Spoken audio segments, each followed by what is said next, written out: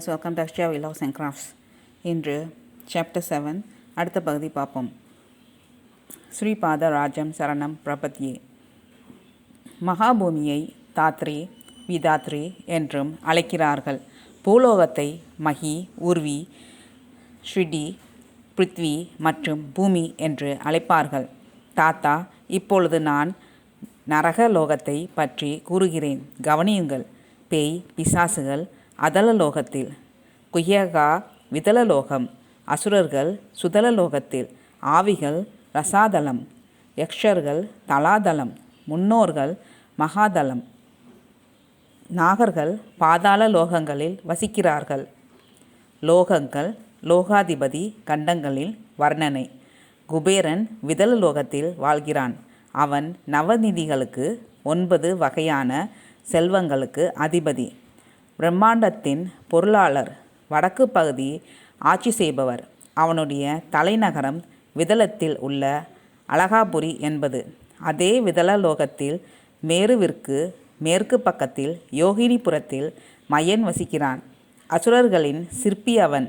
அவன் திரிபுராசுரர்களுக்காக விண்ணில் மிக உயரத்தில் பறக்கக்கூடிய திரிபுரங்கள் என்கிற நகரங்களை வடிவமைத்தவன். யமதர்மராஜன் சுதலத்தில் யாசவதபுரத்தை ஆள்கிறான். அவன் தென் திசைக்கு அதிபதி. அவன் நகரத்தில் வாசலில் கொழுந்துவிட்டு எரியும் நெருப்பு ஆறு ஓடுகிறது. அதற்கு வைதர்ணி என்ற பெயர். புண்ணியம் செய்தவர்கள் அந்த ஆற்றை எளிதில் கடக்க இயலும். ஆனால் பாவிகளால் எளிதில் கடக்க முடியாது.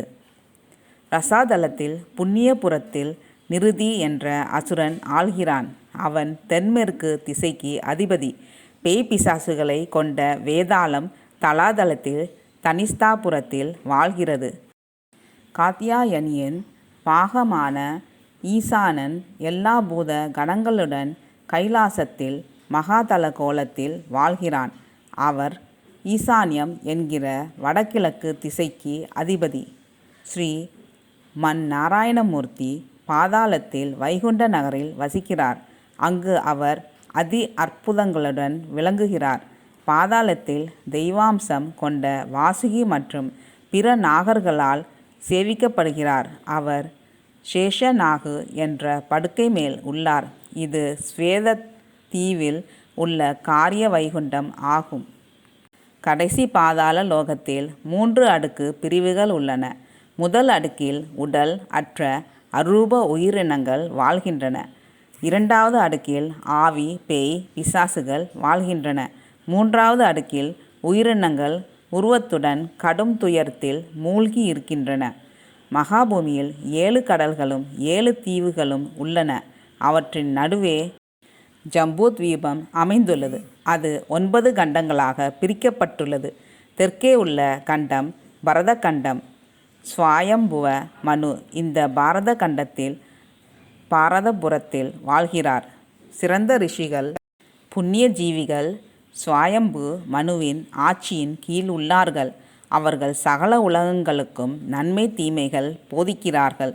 அந்த 7 தீவுகளை சுற்றி மகாபூமியில் சராசர, சக்கரவாள, லோகலோக என்று மலைத்தொடர்கள் சொர்க்கலோகம் வரை வியாபித்துள்ளன. இவை ஒளி அவற்றில் புகவிடாமல் தடுக்கின்றன. மகாபூமியின் கீழே 7 நரகங்கள் உள்ளன. அவை சப்த பாதாளங்கள்.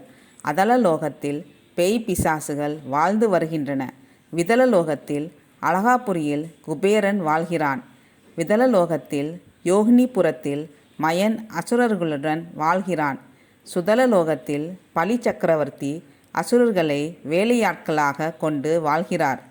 யமதர்மராஜா வைவஸ்வபுரத்தில் வாழ்கிறார். பாவம் செய்தவர்கள் அதற்கான தண்டனையை அங்கு பல்வேறு நரகங்களில் அனுபவிக்கிறார்கள். நிருதியின் இருப்பிடம் புண்ணியபுரத்தில் ரசாதல லோகமாகும். இங்கு ஆவிகளும் அவை சார்ந்தவைகளுமே உள்ளன. தலாதல லோகத்தில் தனிஷ்டாபுரத்தில் வேதாளம் வசித்து வருகிறது. தலாதல லோகத்தில் கைலாசபுரத்தில் ருத்ரர் வசித்து வருகிறார். மகாதலம் முன்னோர்களும் பித்ருக்களும் வசிக்கும் இடமாகும். பாதாளத்தில் ஸ்வேதத் த்வீபத்தில் வைகுண்டம் இருக்கிறது. ஸ்ரீமன் நாராயணர் அங்கே வசிக்கிறார். மேருவுக்கு அருகில் கீழே உடலில்லாத உயிரினங்கள், இறந்தவர்களின் ஆவிகளும் கஷ்டப்படுபவர்களின் உடல்களும் உள்ளன. நிராலம்ப சூச்யாக்ரக ஸ்தானம் என்ற இடத்தில் கடுமையான குற்றம் புரிந்தவர்கள் உள்ளார்கள். சாப்பிட்டு முடிந்த பின் உத்தரா போஜன ஜலம் அவர்களுக்கு கீழ்கண்ட மந்திரத்துடன் அளிக்கப்படுகிறது. ரௌரவே அபுண்ய நிலையே பதாமார்பூதே நிவாசினாம் அர்த்தினாம் உதகம் தத்தம் அகஷ்யம் உபதிஷ்டது. லோகங்களில் வர்ணனை, பெயர்கள், விஸ்தீரணை. பூகோளம் என்பதும் பூகோளத்திலுள்ள மகாபூமி என்பதும் வெவ்வேறு என்று சரியாக தெரிந்து கொள். சூரியலோகம் மேருரேகை பிரதேசத்தில் ஒளிர்ந்து கொண்டு துருவ நட்சத்திரத்தின் வரை வியாபித்து பூகோளத்தின் நடுப்பக்கத்தில் மேல்பாகம் வரை வியாபிக்கும். இந்த உலகத்தில்தான் சூரிய தேவன் வாசம் செய்கிறான். இது சூரிய கிரகத்தின் பிரதேசம் அல்ல. அதை போலவே சந்திரலோகம், அங்காரகலோகம், புதலோகம், குருலோகம், சுக்ரலோகம், சனீஸ்வரலோகம், ராசி தேவதைகளின் லோகம், நட்சத்திர தேவதைகளின் லோகம், சப்த ரிஷிகளின் லோகம், துருவலோகம் முதலியன உள்ளன. இவற்றையும் தவிர மேலும் பல லோகங்கள் உள்ளன. சூரியலோகம் பூமியின் மத்தியிலிருந்து 1,00,000 பிரம்மாண்ட யோஜனைகள் தூரத்தில் உள்ளது. இந்த உலகத்தில்தான் சூரிய கிரகத்தின் தலைவனான சூரிய தேவன் வாழ்கிறான். கீழ்கண்ட லோகங்கள் பூமியின் மையப்பகுதியிலிருந்து கீழே குறிப்பிட்ட தூரத்தில் அமைந்துள்ளன. லோகம், தூரம். பீரு யோ. 1. சந்திரலோகம் 2,00,000. 2. அங்காரலோகம் 3,00,000. 3. புதன்லோகம் 5,00,000. 4. குருலோகம் 7,00,000. 5. சுக்கிரலோகம் 9,00,000. 6. சனிலோகம் 11,00,000. 7. ராசி தேவதைகள் 12,00,000.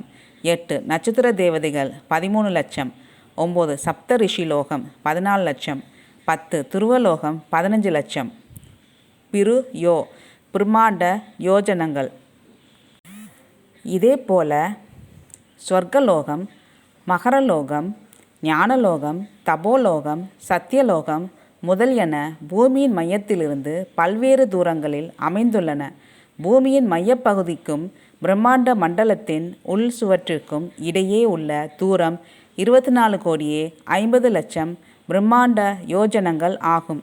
பூமியின் மையப்பகுதிக்கு வெளி சுவற்றிற்கும் இடையே உள்ள தூரம் 25,50,00,000 பிரம்மாண்ட யோஜனைகள் ஆகும். பூலோகம், புவர்லோகம், சொர்க்கலோகம் முதலியன பிரளய காலத்தில் அழிக்கப்படுகின்றன. ஸ்வர்லோகத்திற்கு மேலே மகரலோகம் பகுதி அழிக்கப்பட்டு மீதம் அழிவின்றி விளங்கும். ஞானலோகம், தபோலோகம், சத்தியலோகம் முதலியவை பிரம்மாவின் வாழ்க்கை காலம் வரை அழிவின்றி விளங்கும். அதுவரை அழிவில்லை.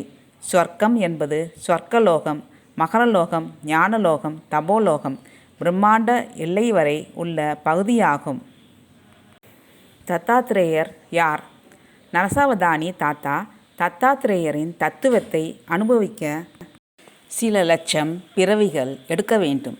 தத்தாத்ரேயரின் தேஜஸ் ஒன்றே மிக மிக பிரமிப்பூட்டும் ஜோதி ஸ்வரூபமாக கோடானு கோடி பிரம்மாண்டங்களையும் அவற்றையும் கடந்துள்ளது.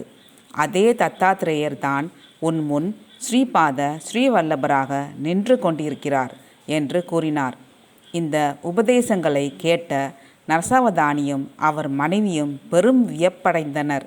ஒரே வயதான சிறு குழந்தை இவ்வளவு அதீதமான ஆழமான விஷயங்களை சகலத்திற்கும் தானே அதிபதியாகவும் நானே தத்தாத்ரேயர் என கூறும் அளவிற்கு சிறப்பு உடையவனாகவும் உள்ளதை அறிந்து அழத் தொடங்கினார்கள்.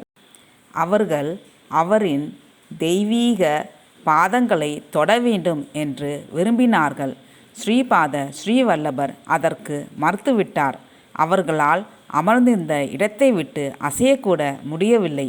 ஸ்ரீபாதர் மேலும் கூறினார், நான் தான் ஸ்ரீ தத்தாத்ரேயர். என் தத்துவம் மட்டுமே கோடானு கோடி அண்டங்களில் வியாபித்து உள்ளது. திசைகளே எனக்கு ஆடைகள். நான் ஒரு திகம்பரர். எவனொருவன் உடல் மனம் சொல் தூய்மையுடன் தத்த திகம்பரா ஸ்ரீபாத ஸ்ரீவல்லப திகம்பரா நரசிம்ம சரஸ்வதி திகம்பரா என்று கூறுகிறானோ அங்கு நான் சூட்சும ரூபத்தில் இருப்பேன். நன்றி, வணக்கம்.